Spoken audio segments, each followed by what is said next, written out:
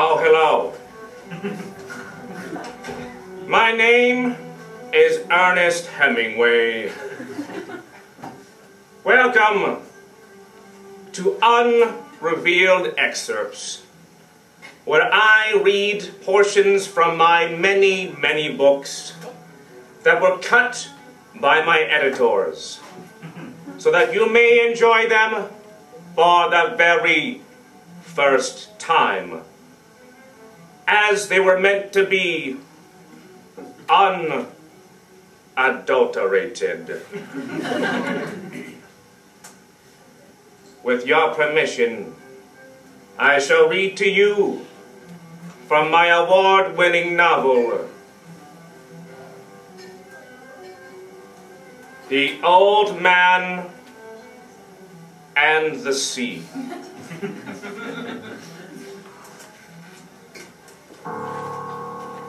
The line was biting into the flesh of his hand as the great fish circled the boat.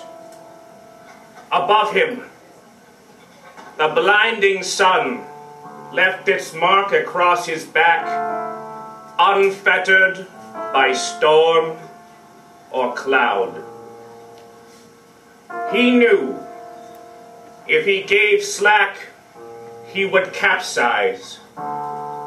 Skiff left empty, sail draping the water like a flag of defeat unfurled.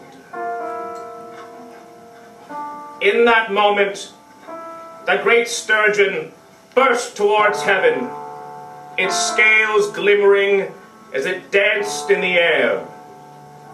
It rose higher and higher, and as it peaked, it seemed to hang there and look directly at the man. It stayed there at its crescendo for what seemed to be forever, before he realized 5 minutes had passed and the fish had not yet descended. He didn't know what to do and tried to look straight ahead as if nothing was wrong. Maybe if he ignored it, it would go away. After several minutes, he looked at the sturgeon, and it was still just floating there, 5 feet above the water, gales moving, but otherwise perfectly still. The man picked up a magazine and pretended to read it. And that's when my editors intervened. I wanted to write a novel about a fish that floats 5 feet above the water, and the inherent awkwardness of that situation. It was not to be.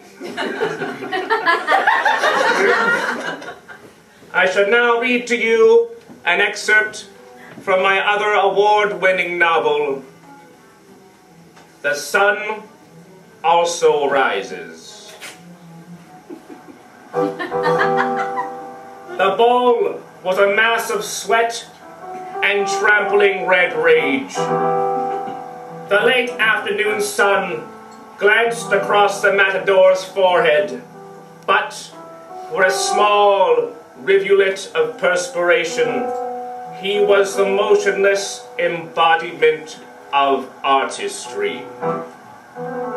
His billowing cape played games in the wind, oblivious as a child to a grown argument.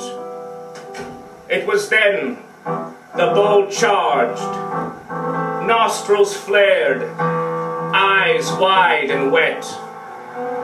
The bowl's stride widened in a moment that seemed to last forever, before the ball started gliding horizontally above the ground, with its legs straight out in front and behind it, moving only at right angles. Everyone looked straight ahead as if nothing was wrong. The matador pretended to read a magazine. And that's when my editors intervened.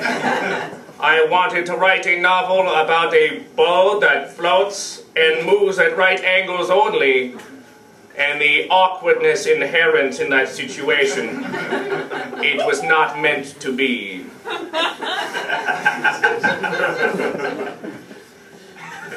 I will now read to you an excerpt from my award-winning novel, For Whom the Bell Tolls. We lay on our backs, the warm summer air whispering through the tall grass that concealed us. It was there I caressed her neck with my lips, memorizing and tasting the salt of each freckle brought forth by the late afternoon sun.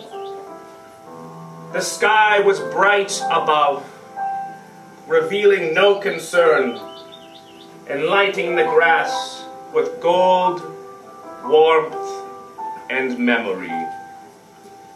As we embraced, we looked into the horizon beyond the trees, and she told me she loved me.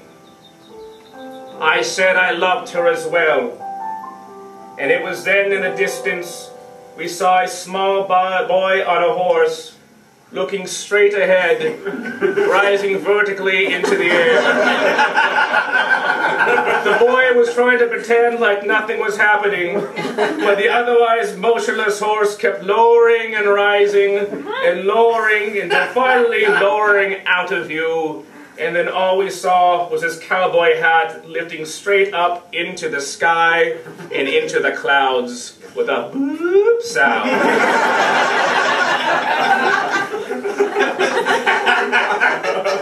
We were used to such things, though. It was the Spanish Civil War.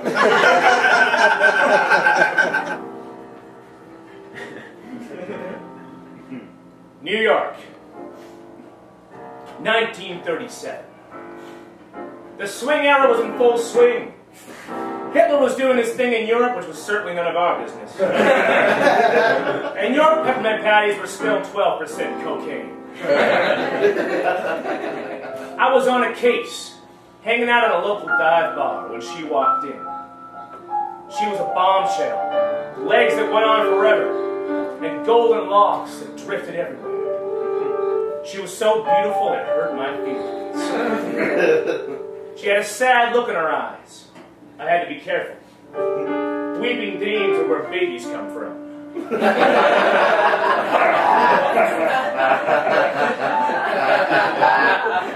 I thought for a minute she was a patron, but damn, I was wrong. She stepped on stage, and that's when I knew I had to be careful.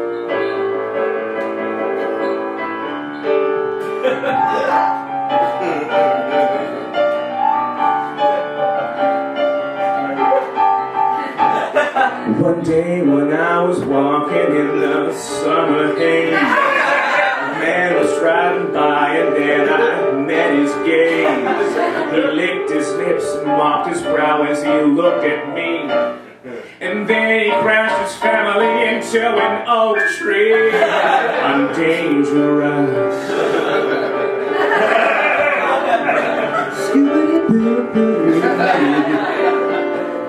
The paramedics were the first to arrive to make sure everyone involved was still alive. They licked their lips and mopped their brow as they looked at me. And then they crashed the ambulance into an oak tree. Dangerous. Oak trees around. This is my forest. The National Guard was called in to make sure things were cool. I've never seen such a group of horny fools. They licked their brows and mopped their lips as they looked at me. And then the National Guard spontaneously combusted. And then they crashed into an oak tree. Ooh, yeah. God himself, the man, was like, what's the deal? This isn't right, I've got to tell her how I feel. We made eye contact and our connection was thriving. As he crashed his car, God screamed aloud, "Why am I driving?" Let me break it down for y'all. I'm so sexy, I made God buy a car, get his license, drive through traffic, and crash into a tree. Oh, blame traffic on me. I'm dangerous.